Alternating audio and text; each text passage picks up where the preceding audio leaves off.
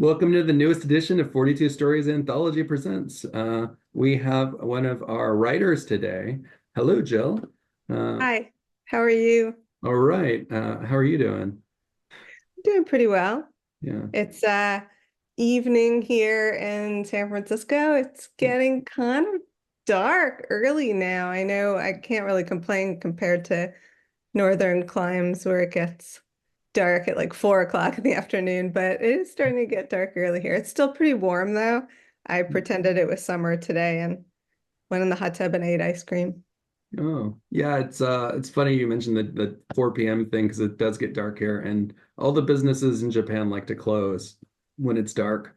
I don't think the time really matters as much as the night and the day. So you're in San Francisco, but I noticed that behind you it says London. Can you Oh, tell me yeah, about that's that? one of my pandemic art projects. I got these big canvases and deconstructed a lot of maps that I wasn't using anymore. And this one is kind of a, let's see, you can see it backwards. It's kind of a pun.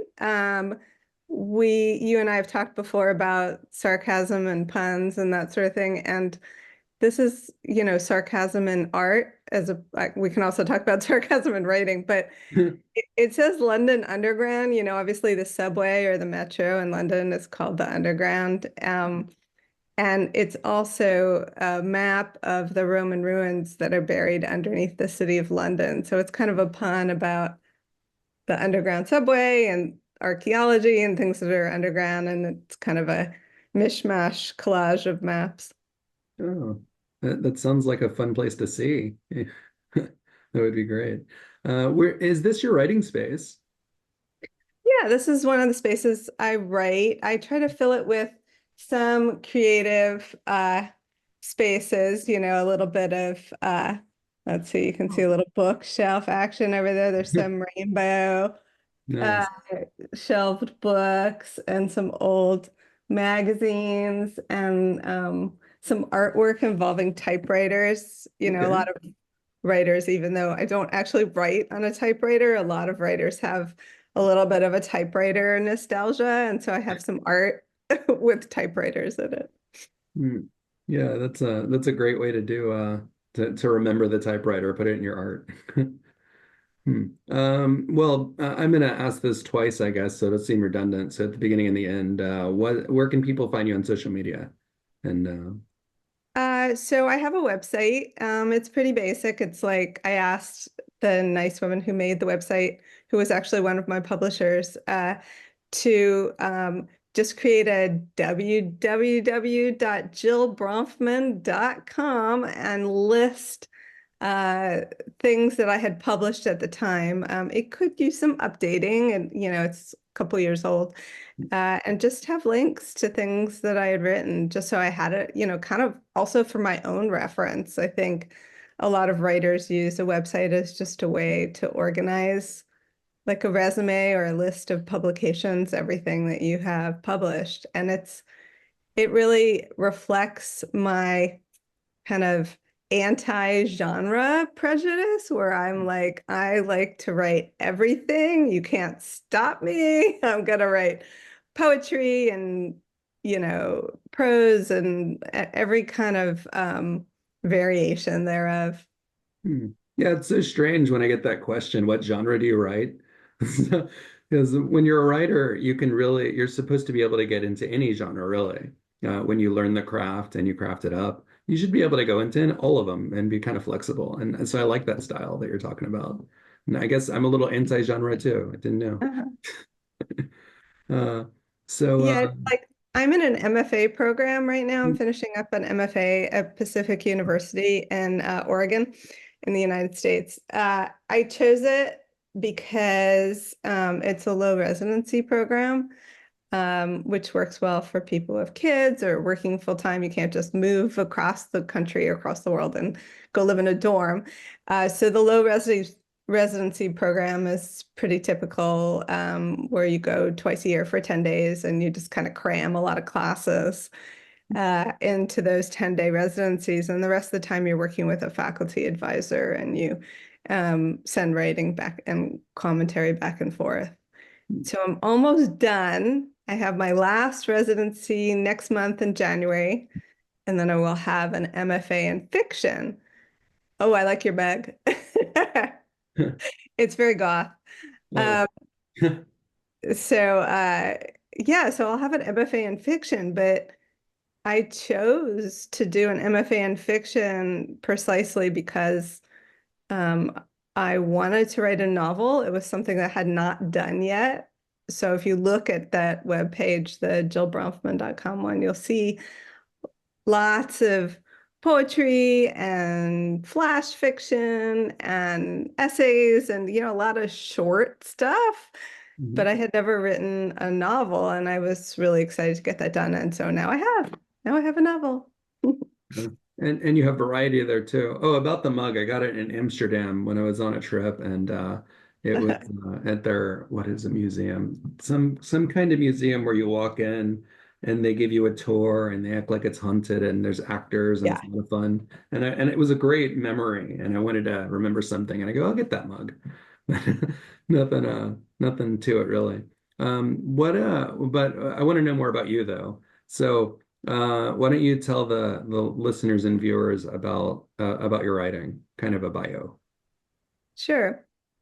As I hinted at, like I started the MFA program 2 years ago, having, a little bit of poetry and some flash fiction and some essays published in the creative writing sphere, but hadn't yet written a novel. Like I had tried the NaNoWriMo thing in November a couple of times, but not really written anything beyond, I don't know, 10,000, 20,000 words. And so now I have a 100,000 word novel, which I'm pretty proud of.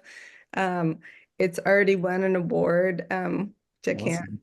announce yet. But or I would tell you which one it was. But I'm pretty excited about just having written that many words. Maybe it's a silly uh thing to be proud of, just the quantity of it, but I just feel like dedicating that amount of time and effort to a project makes me pretty proud of myself. It's definitely an achievement, and not just writing a lot of words, but making, for example, 42 words into a story, and a Hmm. solid story that people will remember for a long time. That's also a craft. So, with that note, can we hear your story from the book and the title too? Sure. From the 42 word stories, here's my 42 word story. It's kind of also a poem. The title is Awakening the Werewolf on My Chesterfield. And I'll read it to you first and then maybe tell you some backstory if you're interested. Yeah, definitely. Uh, Awakening the Werewolf on My Chesterfield. I push two steak and kidney pies under his snout and he sniffs. Breakfast and me. I lay out a crisp suit and a new tie. It can't hurt, can it? My helping him with his work? I wait while he changes. Yeah, it's great hearing your voice to it because you never know how someone will read the story. And I remember reading it kind of with a humorous undertone Sure. when I originally read it, and I think that was on a few of the reads.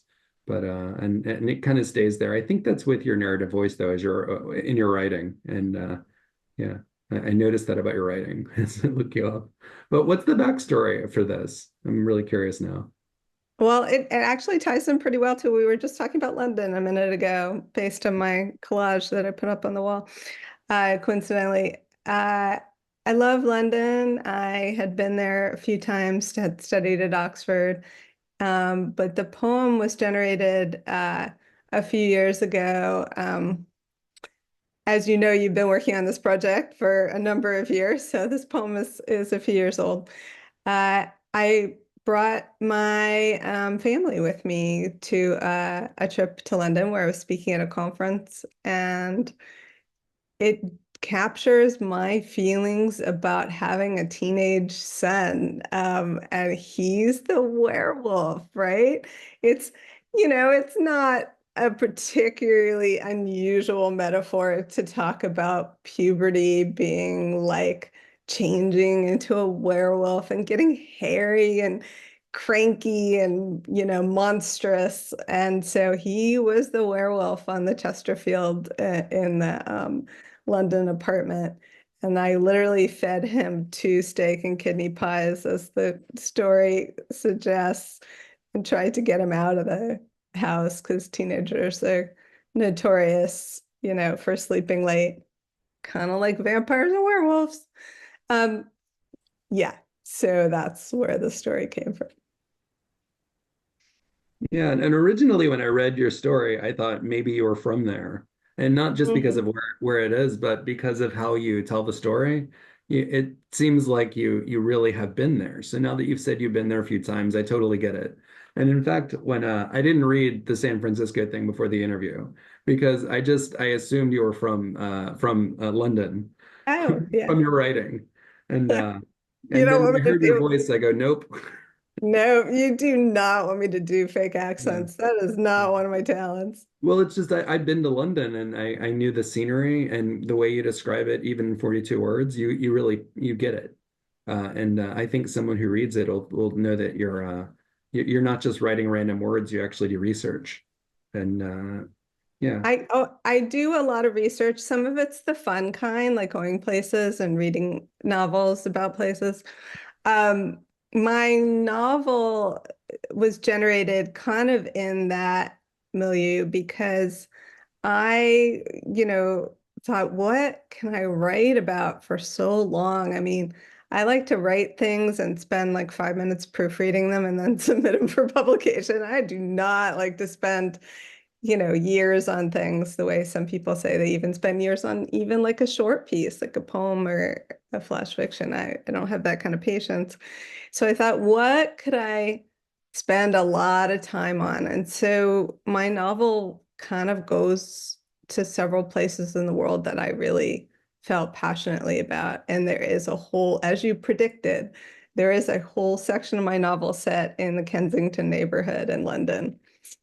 Um, yeah, my character spends her early 40s there, gets married, has kids, and lives in Kensington, London. okay. That's so interesting. I want to know more about it. So, but that said, about your writing, is there something that might appear in your writing that not like a message so much, but something you're passionate about? For example, is there something you want the human race to stop doing? For me, it's smoking. So, Are a lot of people smoking near you? Oh well, no. in Japan, so many people smoke, and it's actually against the law here, and they still do it anyway. And there was even a guy smoking next to a no smoking sign, and he's Japanese. And I said Nice. to him in Japanese, "There's a sign right there. It says no smoking," and he ignored me. And then I took his picture and I said, "I'm going to call the police and show them your photo." And then he put it out. Oh boy. Yeah, Yeah. you're making yourself really popular there, I'm sure. Um, The yeah, non-smokers like it.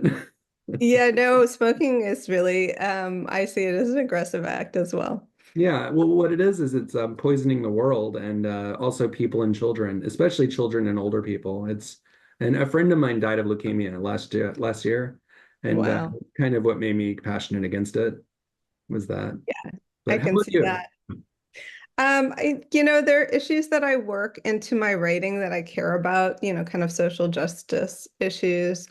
My novel has a very strong, it's set in the future. It starts in the present and goes 50 years, chronologically into the future through someone's life, that was born in 2000. So, they're in their 20s in the present. So I think you can't really go write anything about the near future without talking about climate change and kind of the near future type climate change, flooding and fires, and natural disaster type stuff going on. The changing availability of energy sources is covered in my novel because we're going to have to deal with that.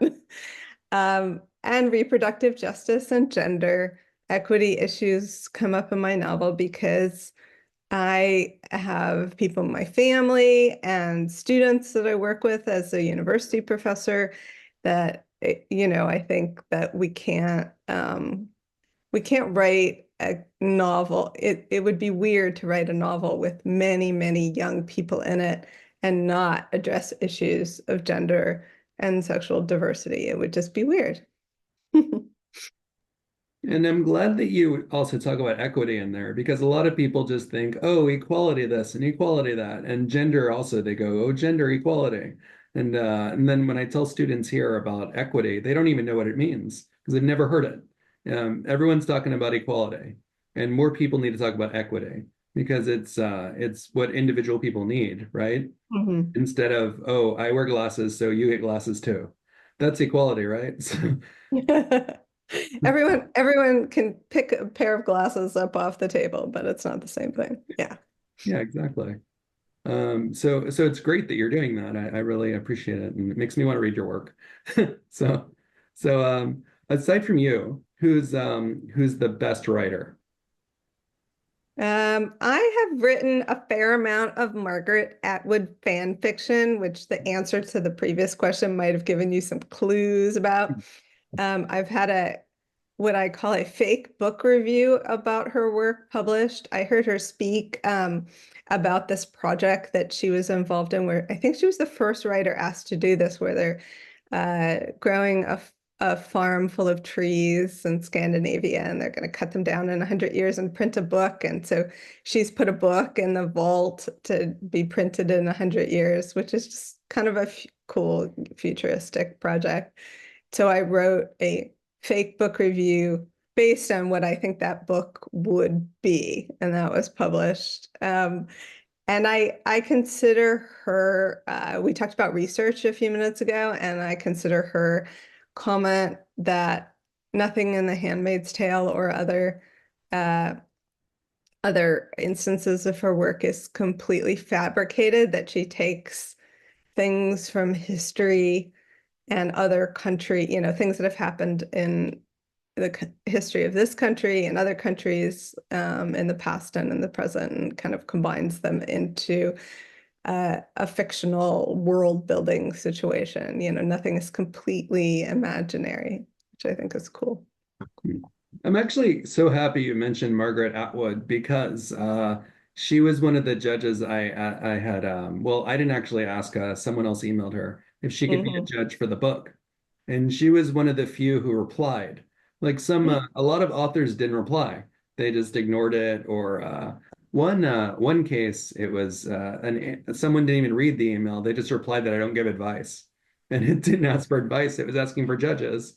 Editing, But yeah, that's Mark, a yeah. thing. And so she had her agent reply really nicely. And they were so professional. And they said she's really busy writing work. And she's a busy writer. So she's unable to do it. And I totally got it. And if she ever watches this video, thanks for being professional. That's what I want to say. But she's a professional person, not just in writing, but as a person. And yeah. So it's great that you're putting that out there. So she's achieved a lot. What's the greatest achievement for you? We talked about the novel and, the somewhat embarrassing admission that I made that I'm just kind of proud of the sheer number of words. I have edited it down. It's not like I'm like, okay, I wrote 100,000 words, all of them stay, no matter what. That would be a bad attitude towards editing. So I have been editing it down. Yeah, so having the MFA in fiction, reaching out of my comfort zone and that, reaching out of my comfort zone and writing something long and sticking with it and editing my own work, which is like listening to your own voice. It's sometimes painful to listen to your own voice. Uh, it's hard to edit your own writing. It's embarrassing and awkward. So I have actually been through the novel and edited it myself as well as accepting edits from other people. So I'm proud of both the stick-to-itness of working on a long project and getting over my queasiness about editing my own work and doing the editing. So you said that other people also help you edit. Who are some of those other people? You don't have to be specific, but in general. Yeah. Uh, the famous writers who are teaching in my MFA program have edited my novel, which was awesome, Yeah. because they're great writers and great editors. I think all four of my MFA professors were also university professors, which is not always the case. Sometimes MFA instructors are just really good writers and editors and not necessarily academics. But that was a nice matchup for me since I have taught law students, graduate students, undergraduates, a bunch of a variety of um, academic in an academic situation. So that was a nice matchup for me. And I really like to have young people read my work also, because as I mentioned, my novel starts out with someone in their 20s, and the whole first fifth or so of the book, she's in her 20s, and I'm not in my 20s anymore. And so it's really useful to have my college age daughter or young students that I'm working with in the MFA program read my thesis and read my novel and tell me if I've made any embarrassing, outdated slang comments or something like that. I'm hoping that a few of the outdated slang gets more and more outdated. There's a few words I've heard growing up. I'm going, no, I hope that that comes outdated. So it's good when we get new words. Like, what is it? I'm not a fan of texted, when people say texted. Oh, like as a verb. Yeah, yeah. I don't like that. Text. And so I just say, did you get my text? But now people aren't texting. So it's less and less used. It makes me so happy. The younger person would know that. They'd say, texting's kind of outdated. Now we use social media, uh, and all that. But as somebody who likes to write fun stories, what's something a reader of yours would be interested in that you'd recommend? We were talking about sarcasm and humor. I've written for McSweeney's Internet Tendency, which has a great humor column. I read that and have published a couple pieces with them. Uh, there are some sections of my novel that really get into sarcasm and humor. Uh, there's a whole section of I as a matter of practicality, I'm trying to get some of the sections of the novel published as short stories as well, which is we could veer off into a whole conversation about publishing, but just about the writing part. I think some of the sections of the story of the novel, since I wrote it kind of in a flash fiction short story mode, I can pull out as short stories. And there's one about going to Hobbiton in New Zealand, that people have said is funny. So I try to pull out the stories or sections of the novel that are funny, and I'll try to get those published as funny little stories so people can read those as well. Short stories can also be a great way to start an outline for a bigger work. I've heard that some people take their short stories and they just let them sit a while, and then later they go back to them and they make a whole book. I did that with one Mhm. of my short stories, and one day I'll make a book out of it. I had like 80 pages written, but been so busy with my PhD. Enough about me, though. What's your outline process like when it comes to this? Uh, it's mostly, it's mostly after the fact, which I was really happy as I heard a lecture recently from um, some well-known writers where they acknowledged that outlining after the fact or reverse outlining is a thing. I'm not just doing it in some sort of embarrassing one-off by myself. So I write in sections because my history is as a flash fiction author. I tend to write little short pieces and then try to string them together into longer stories or a novel.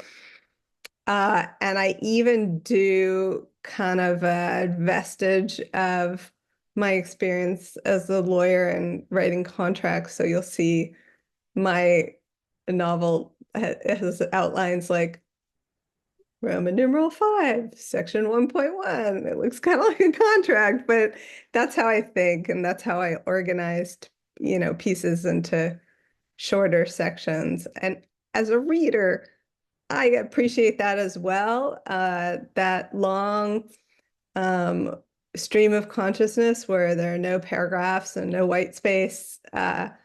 And writing is, I know it's a style and it works for some people, but for me, I like to have lots of paragraphs and lots of white space and things broken down into sections, almost like a TV script where you're watching scenes of a television series and it's outlined into scenes almost rather than that long stream of consciousness.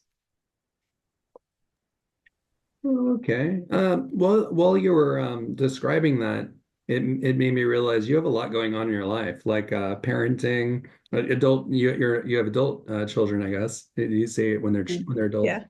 and so also law, history, and writing, working at universities.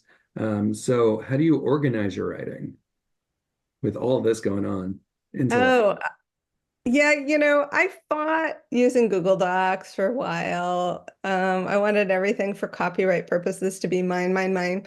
Um, but I do use Google Docs and enables me to move things around. And I still am a little bit old school and frantically download things, and I don't print a lot anymore. I don't really have much in the way of paper files. It's been a long time since I've printed anything just for the sake of reading it. I know a lot of writers find that to be useful. I still use audio editing, we'll call it, where I read things out loud to myself. And I find errors that way, or, errors of continuity or grammatical errors.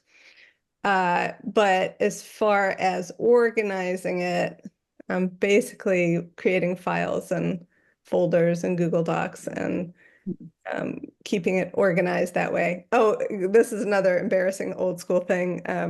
I also have been known to email a draft to myself. That's a good habit. My very first draft ever, that's how I found it because I lost it from computer to computer and I emailed it to myself originally and had it.